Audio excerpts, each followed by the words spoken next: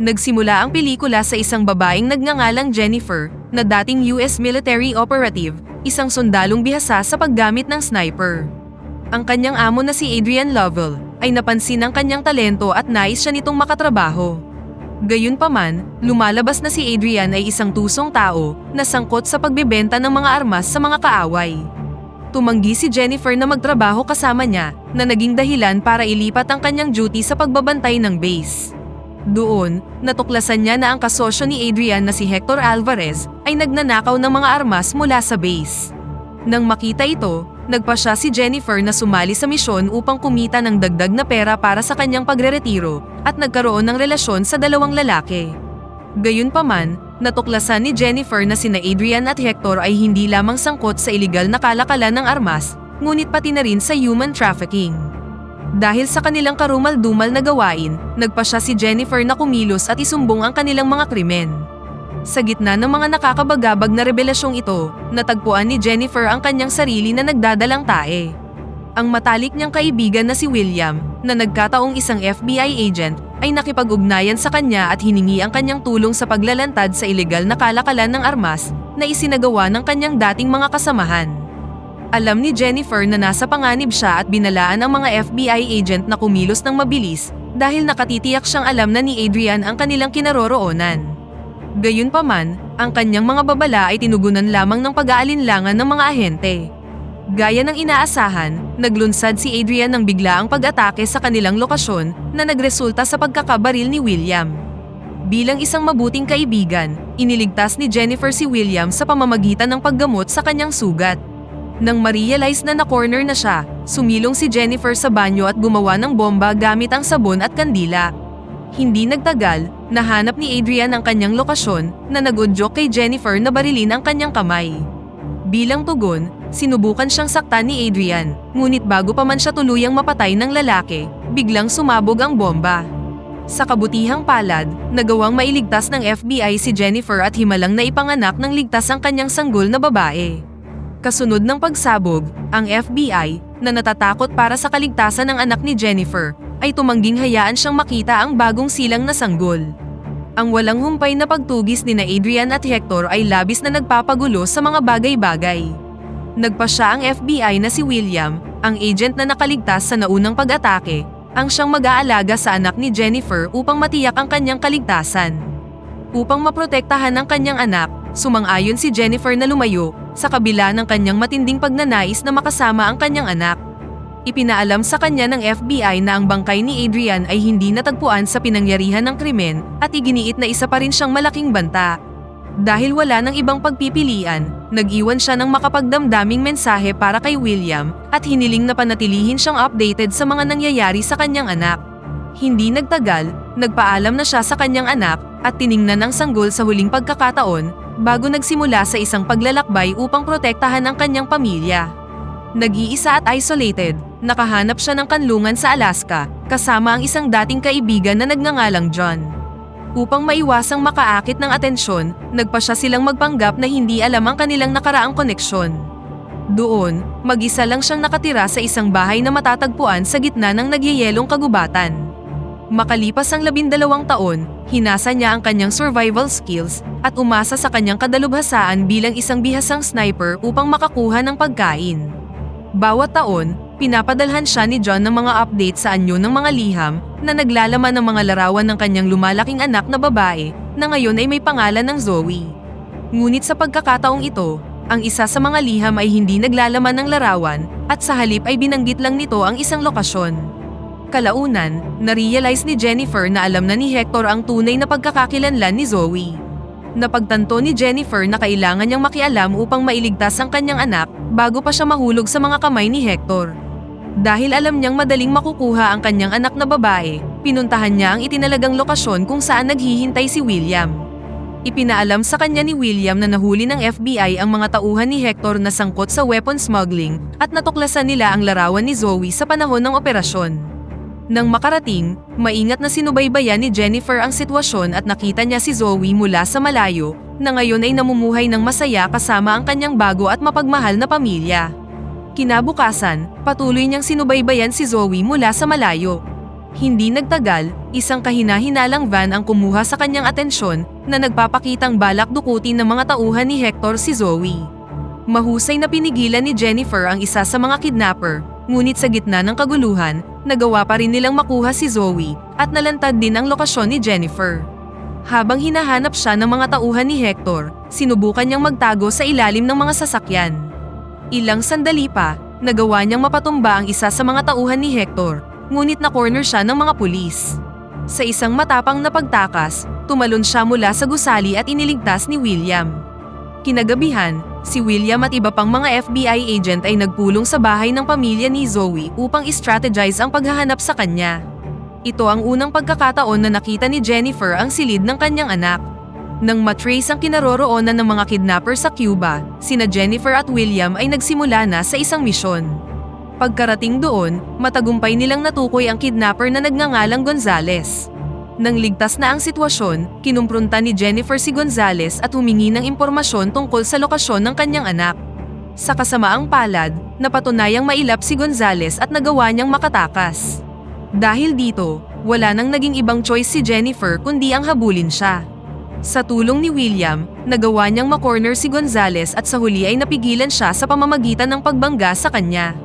Pagkatapos nito, isinailalim nila si Gonzales sa isang interogasyon upang makakuha ng impormasyon tungkol sa kinaroroonan ni Zoe.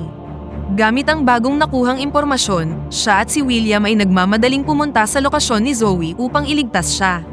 Gamit ang kanyang sniper skills, itinumba niya ang lahat ng mga tauhan ni Hector na nagbabantay sa lugar. Nang madispatcha na ang lahat ng mga gwardya, sa wakas ay nakaharap niya na si Zoe sa unang pagkakataon. Sa kabila ng matagumpay na pagkakaligtas kay Zoe, hindi agad umalis si Jennifer at sa halip ay bumalik siya sa loob para harapin si Hector. Ngunit sa kasamaang palad, naghihintay na pala sa kanya si Hector, habang armado ng isang baril.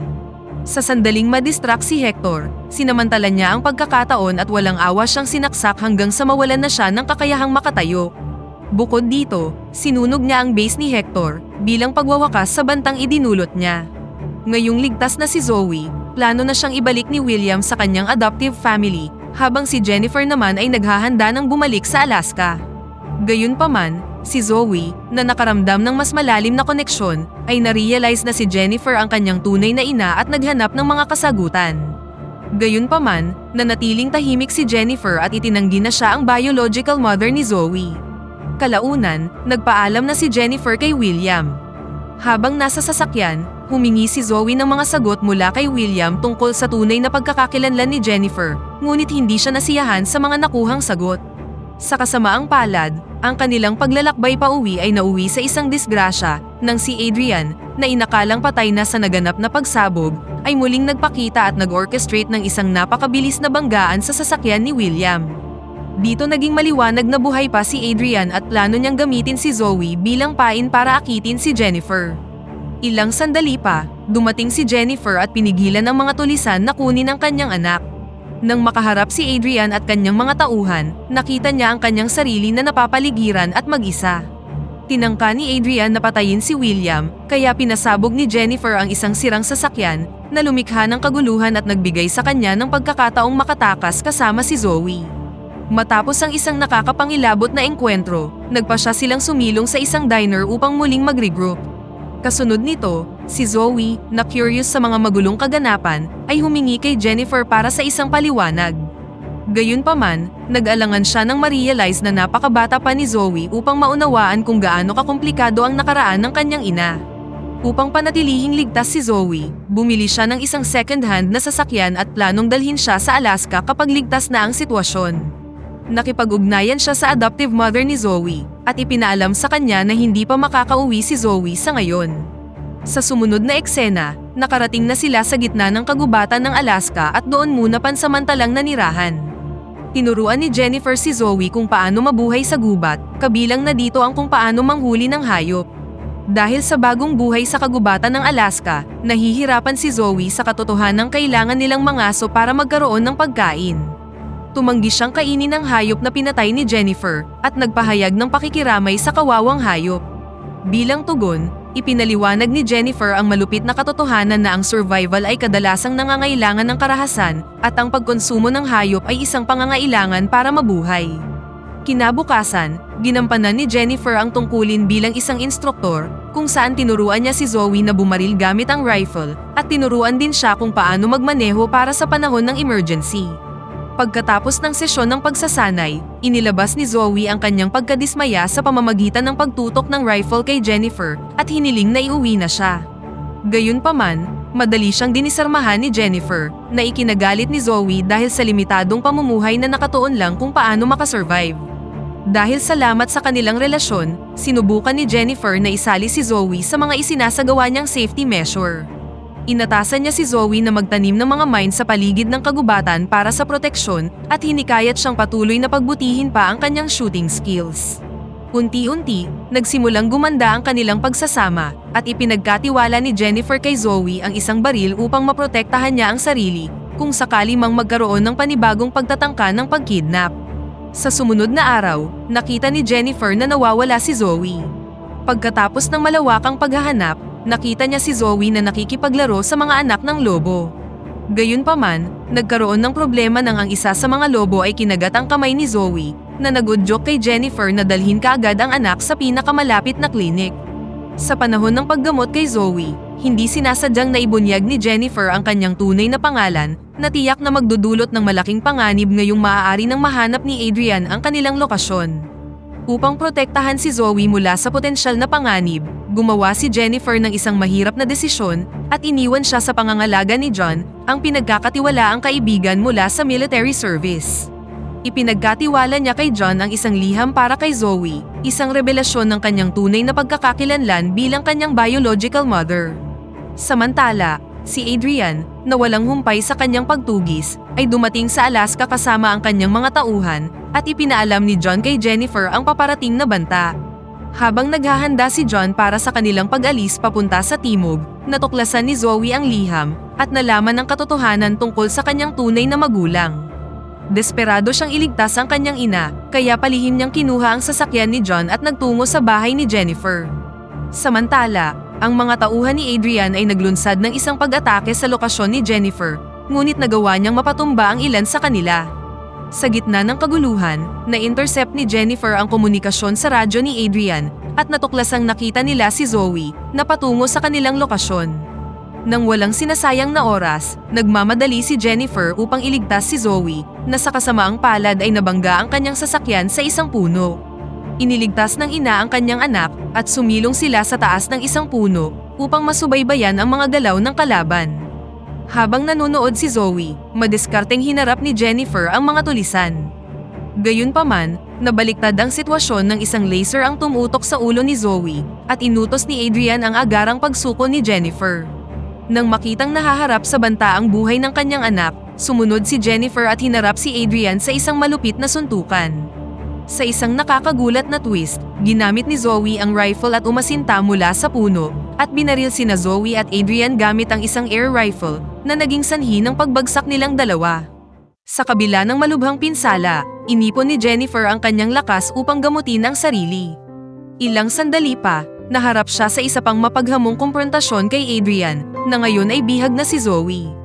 Bilang huling solusyon, binaril niya si Adrian gamit ang kanyang sniper, at nagawang mailigtas si Zoe.